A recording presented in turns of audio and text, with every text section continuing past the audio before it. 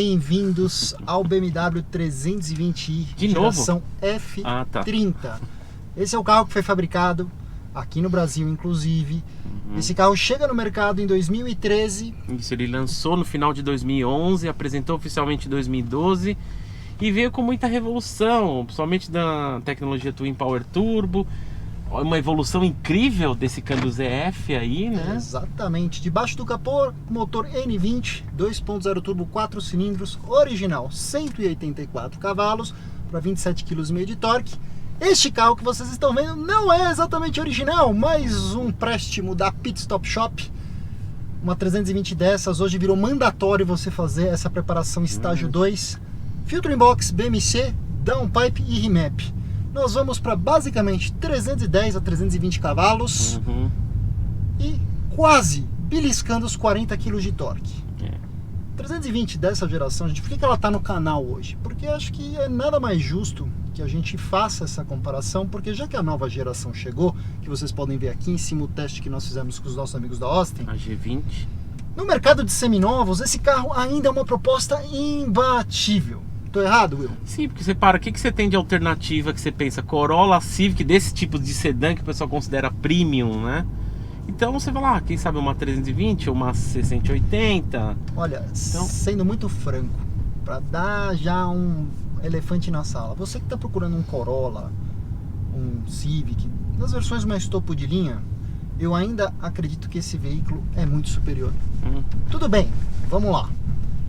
Eu vou dizer a sinceridade, eu não acho que essa geração do carro seja exatamente o primor de acabamento e qualidade de construção interna. Eu acho que a BMW já teve até tempos melhores, não necessariamente na geração i90, tá? Mas esse é um carro que tem algumas simplicidades maiores. Esse carro é um carro de linha de produção nacional.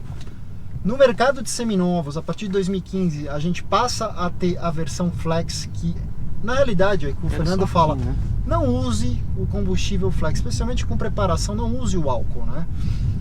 Mas ainda assim, o mercado gosta mais da versão Flex. Modos de condução. Essa BMW aqui, nós temos o modo Eco Pro, Comfort, Sport e Sport Plus. Por enquanto, muitos de vocês vão usar esse carro como única proposta, ou seja, não vai ser um carro de final de semana. E provavelmente vocês vão passar muito tempo andando na rua com esse carro no dia a dia, convivendo com ele no trânsito. Esse carro aqui, diferente da nova geração do carro, está com pneus Runflat. E eu sempre falo, não é a minha tecnologia favorita, eu acho que isso funciona muito bem no contexto de um primeiro mundo, mas por ser uma última geração de Rams Flats, o que você percebe? O carro é muito macio, ele é muito confortável, mas no final do curso da suspensão em ruas mais onduladas, você sente um pouco de um sacolejo mais firme que vem justamente da parede mais dura dos Runflats. Runflat, para você que não é um entusiasta automotivo e não sabe, são pneus que têm a capacidade de rodar com pequenos furos. Até eu acho que tem sentido a questão do Runflat para um carro blindado, porque se furar e você estiver numa zona que não é considerada segura, você consegue andar mais um pouco, até questão de 80 por hora, né? Algo em torno disso. 80 km por mais ou menos 80, 100 km de Então você consegue sair do lugar e você, se você estiver num carro blindado e num lugar seguro, entendeu? Então assim, num carro blindado, o Runflat eu até entendo, sabe? Sim. Quando a gente compara o conforto desse carro com a atual geração, eu diria o seguinte: se não fosse pelo Runflat, o 320i da geração anterior ainda passa como um carro muito confortável. Sim. Mas obviamente o carro está preparado. Mas antes da gente entrar na preparação, mostrar para vocês o quanto esse carro ele pode entreter. 3 versões essencialmente desse veículo nos últimos anos, que é o mesmo da atual linha. Nós temos a Sport GP e a M Sport. Esse carro que vocês estão vendo aqui, ele é um carro da versão Sport, que é a versão de entrada. Como é que eu sei disso? Porque eu tenho o iDrive menorzinho aqui. Que ele não tem nem GPS, né? Ele é mais simplesinho. E eu não tenho teto solar. Verdade. Mas tirando isso, vamos ver como é que é a parte da diversão. E para eu acessar essa parte da diversão, a melhor maneira disso quando o assunto é BMW é nós trafegarmos fora do modo Comfort, fora do modo Sport, até mesmo entrar no Sport Plus com parte do controle de estabilidade desativado. Ele não desativa tudo completamente. Para você fazer isso, você tem que apertar e segurar o off aqui. E vamos ver como é que é essa preparação da Pit Stop Shop.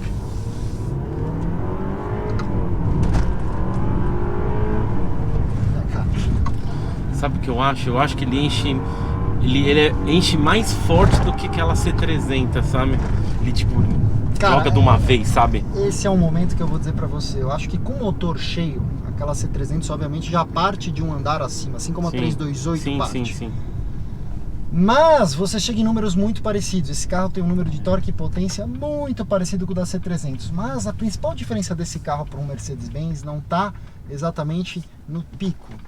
Está na forma como você acessa o desempenho do automóvel. E é nisso que BMW, meu amigo, ainda sabe fazer carro como ninguém. Cara, é surreal.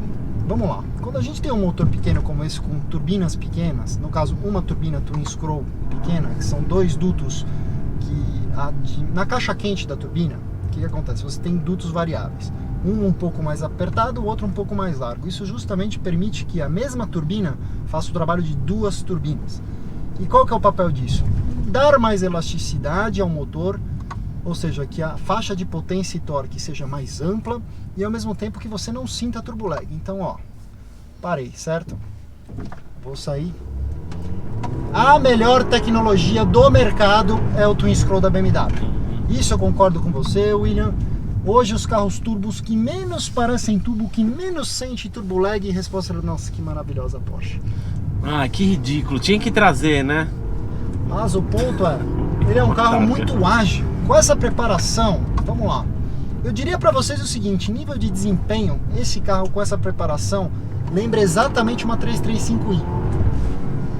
Tá? Você consegue ter, e é basicamente o mesmo número, 335i nessa geração, que é difícil de achar, um carro de 306 cavalos para 40,8 kg de torque. BMW acho que trouxe assim, pequenas... A gente chegou a dirigir de um amigo nosso na época, e veio, acho que no primeiro ano, poucas unidades, né?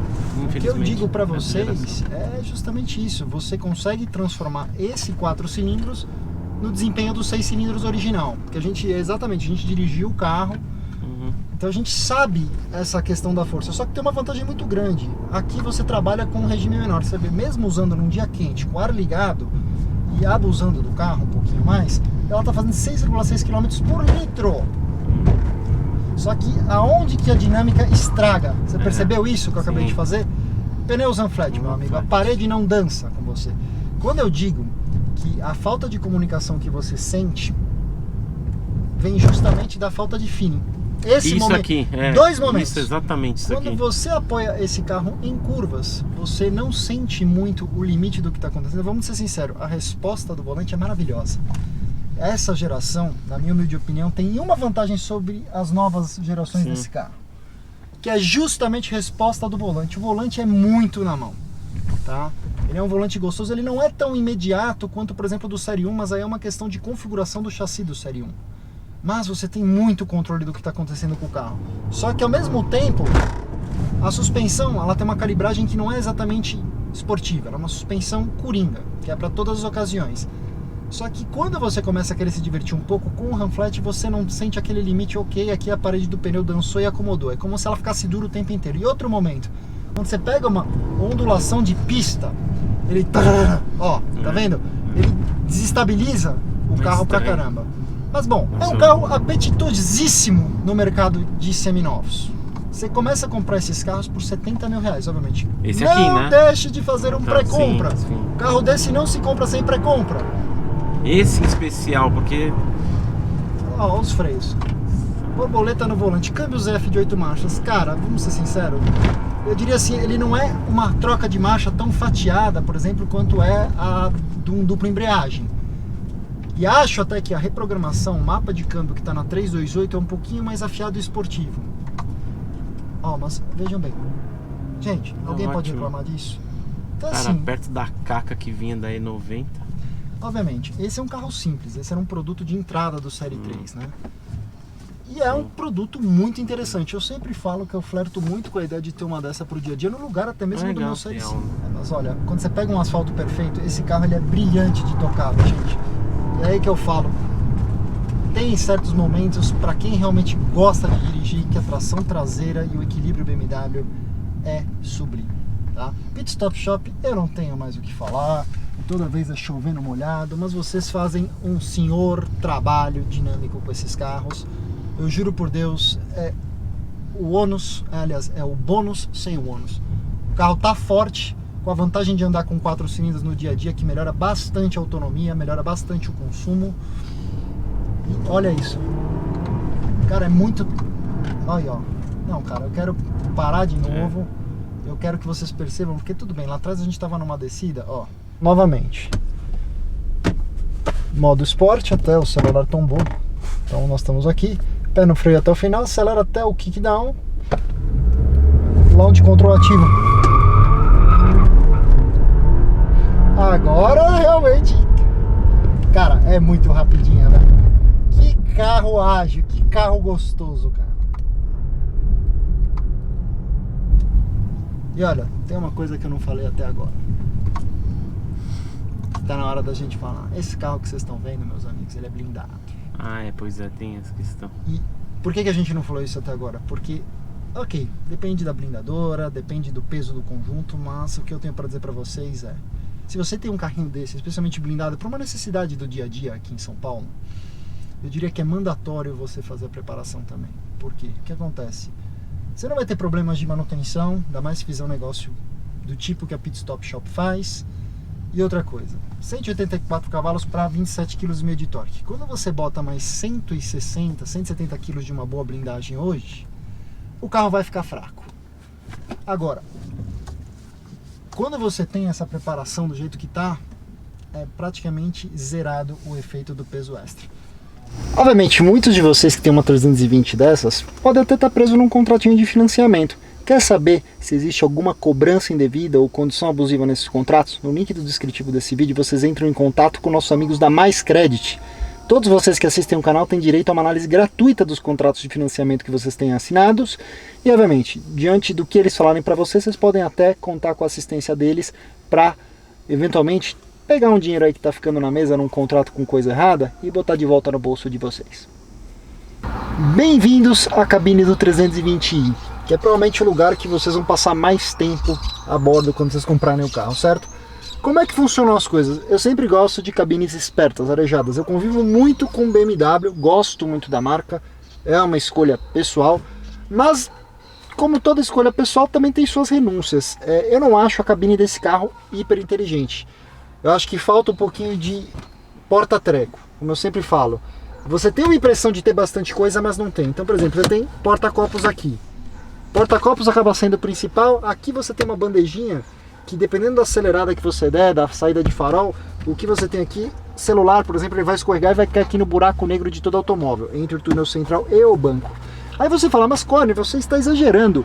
Aqui dentro da cabine tem um baita baú. Errou! Porque ele é extremamente raso. Ok. Se você for uma pessoa organizada 100% do tempo, você consegue botar uma carteira e um celular aqui, uma chave, mas a gente sabe com o passar do tempo que praticamente o mundo inteiro vai sendo colocado aqui, nunca mais retirado. E você, pensa comigo, se você quiser acessar rapidamente seu celular, você tem que abrir e pegar coisas que outros carros, por exemplo, a Mercedes, a classe C, a W205, já é um carro que também tem bastante isso aqui, né, aberto no meio. Que você tem aquele porta-trecão aqui, apesar da W204 ter o câmbio ainda, tá? Mas isso é uma coisa pequena. O iDrive dessa versão, essa é uma versão de entrada, é só Sport, não é Sport GP, muito menos a M Sport. Você tem um iDrive de tela menor. Aí você falaria, mas que porcaria, deve ser muito mais pelado do que o meu iDrive completo. Não, na realidade assim, o carro da minha esposa é o iDrive maior. O que eu tenho para dizer para vocês? Tem basicamente as mesmas funções, obviamente. É uma versão um pouquinho mais datada, não é tão completa em alguns sentidos, mas não deixa a desejar. A ausência notada do GPS. Mas alguém usa o GPS do automóvel hoje em dia? Não. Você usa o quê? O seu aparelho celular com um Waze da vida ligado. Então qual que é o caminho? Fazer um pareamento de celular lá na Lion Sound vai resolver sua vida. Esse carro, tudo que você precisa saber sobre ele, em termos de serviço, informações sobre o veículo, você vai em estado do veículo, é o famoso Condition Based Servicing.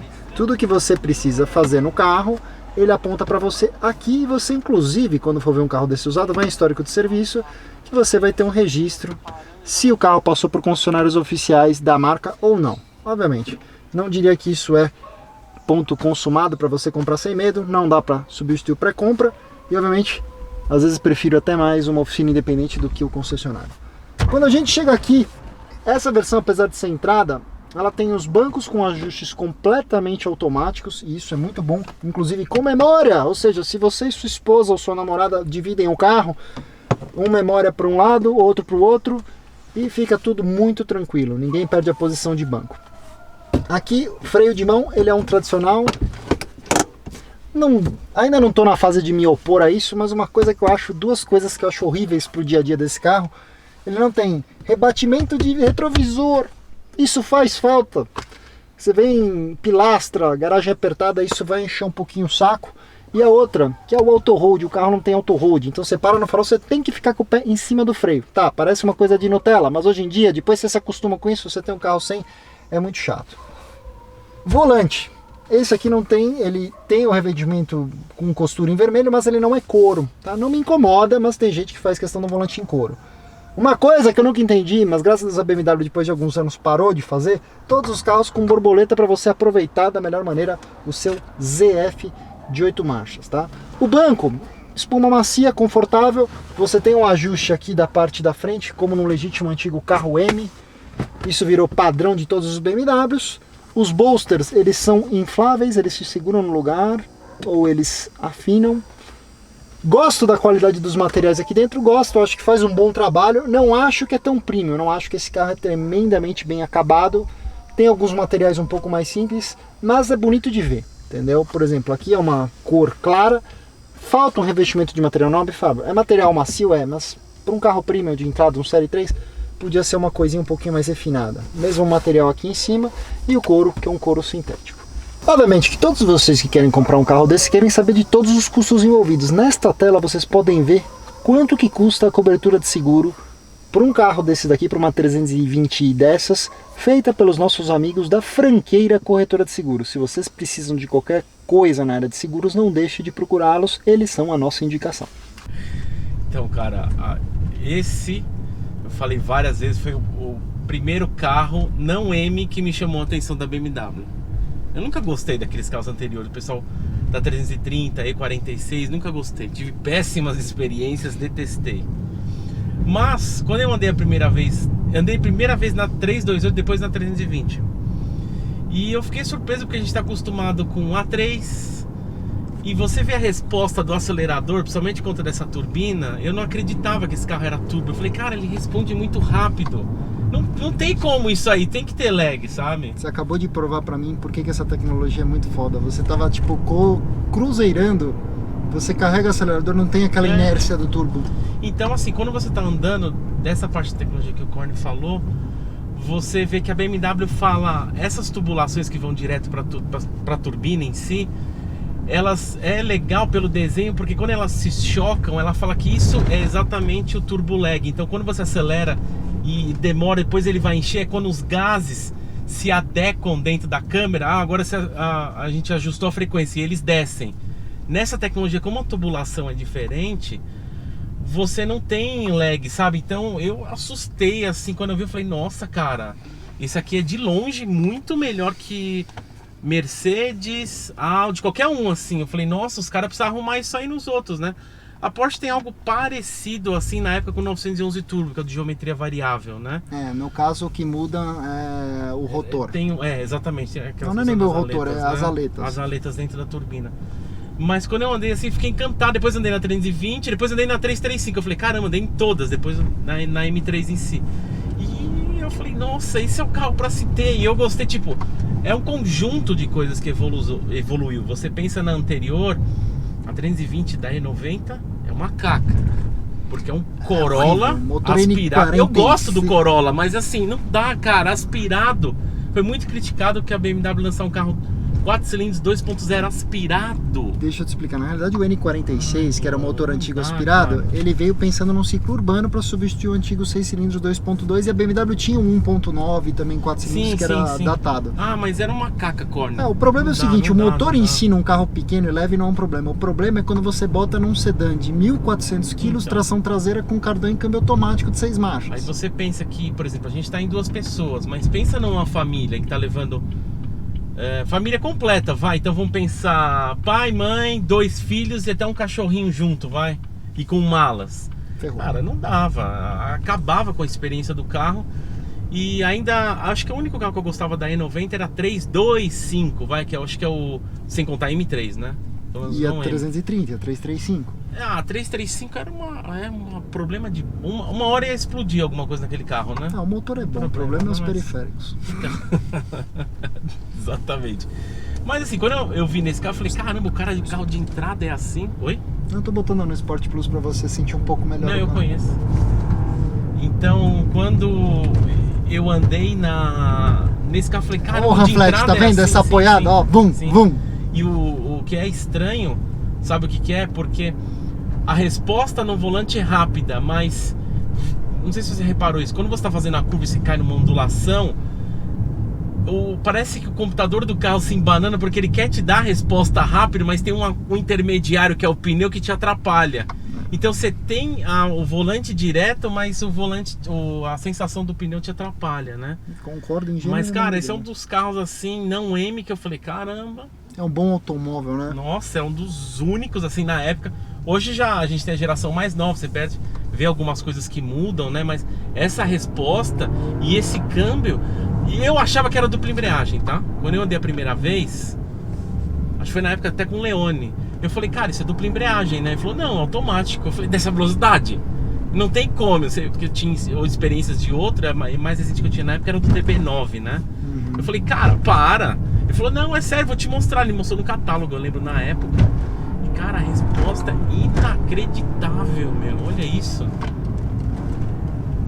falei, é bom, apesar do carro blindado. É o que eu falo, cara. É mandatória a preparação para um carro desse. Não tem como fugir. Se a gente tá no esporte, mas se você coloca no Comfort, por exemplo, você percebe que o acelerador dá uma espreguiçada, assim, sabe? Tipo, deixa eu dar uma preguicinha aqui. Você tem que voltar sempre no Sport Plus. Cara, é uma coisa que eu digo para todos vocês que estão assistindo é você fala assim, bom, duas perguntas, vai. Por exemplo, por que eu não compro uma 328? Bom, 328 muda realmente cabeça de pistão, muda a taxa de compressão. Mas o Nando falou que na preparação as você tira praticamente igual. Lugar. Aí ele falou assim, ó, que você pode preferir mais a 328. Geralmente, dependendo do ano, você tem um iDrive maior, seu acabamentinho um pouco melhor, né? Você pode ter esse iDrive maior, depende, é só você comprar uma Sport GP ou uma M Sport dessa geração. Exatamente, mas assim, ele falou pra mim, sinceramente, fica na 320, como custo-benefício 320, né? E a outra pergunta é, bom, mas se eu não gosto de preparar, eu vou comprar uma 335i. Bom, aí que eu vou te falar, você vem com um ônus a mais de uma manutenção de umas 6 bocas. Então, é 6 cilindros já, né? E eu vou falar sinceridade para todos vocês que estão assistindo. Eu asseguro, com conhecimento de causa, que o consumo das 6 bocas, mesmo andando com o mesmo número de potência e torque, ele é mais ou menos 15 a 20% pior que o desse carro. Você tem 2 cilindros a mais, Corne. Mesmo no regime de passeio, não dá, ele não desliga cilindro aquele carro, exatamente. Então esquece. Meu, esse carro é absurdo, assim. É que a gente já testou a G20, né? Talvez seria questão de a G20 ter vindo depois. Então, assim, a gente já acostumado com a modernidade, você percebe exatamente o negócio do volante, ele é mais pesado, mas você entende, tipo, na época era demais, ainda é demais. Você está acostumado com carro popular, você pular daquilo para isso é demais.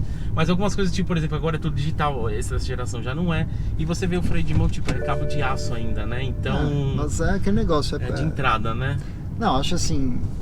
Se eu tivesse que fazer o paralelo, acho que o grande concorrente... A Audi não teve um carro à altura desse veículo no mercado brasileiro, na minha opinião. O A4 passou muito batido. A Audi, ao mesmo tempo, eu entendo porque ela estava produzindo o A3 aqui. Então, ia dar um conflito com o A4. Então, assim, ó, é um ou outro. Ela importou a A4, mas... os perdidos, né? Aqui, nessa parte... O volante ele fica louco, porque ele tem várias ondulações e o run flat ele não entende. Então o volante ele fica assim, ó. Parece que você tá aquele senhorzinho, aquela senhorzinha sem preconceito, mas você tá andando e ele fica assim na rua, sabe? O volante ele não consegue entender, né? Sabe o que tá acontecendo? Eu te entendo, cara, é sinônimo clássico. Esse carro com um pneu sem ser run flat vira um doce de automóvel. Agora sim. Se for ao pneu, você liga pro guincho. É verdade. Agora, ou aproveita e já coloca o pneu normal, né? Não, você compra o pneu normal, você vai ficar sem o step, você bota o kitzinho de reparo, Mas furou, já liga pro troca seguro. tudo, já troca tudo. E é por isso que eu isso falo, aí. meus amigos, antes de comprar um carro desse, você vai fazer pré-compra, sabe aonde? Na Sim. Pit Stop Shop. Porque, em média, são 7 ou 8 carros desse por semana lá, fazendo serviço, manutenção, semanas até mais. Excepcional, E Corne. preparou, fez a pré-compra, comprou o seu carro, tá feliz, fez o certificado da supervisão para segurar a procedência documental e estrutural, passou no pré-compra, passou no certificado, o carro tá revisadinho, manda o estágio 2 e vai ser feliz. Pit Stop Shop, muito obrigado mais uma vez. Para todos vocês que chegaram no nosso canal agora, se gostaram do vídeo, não esqueçam de deixar o like, se inscreva no nosso canal, ativa a notificação no sininho. Quer dizer que então tá determinada a pergunta que todo mundo fala, C180 ou 320, dessa geração 320, né? 320 é mais Pra automóvel mim de também. maneira geral. E nessa tela final vocês podem ver o último teste que nós fizemos com a Pit Stop Shop e o último pré-compra que nós fizemos lá.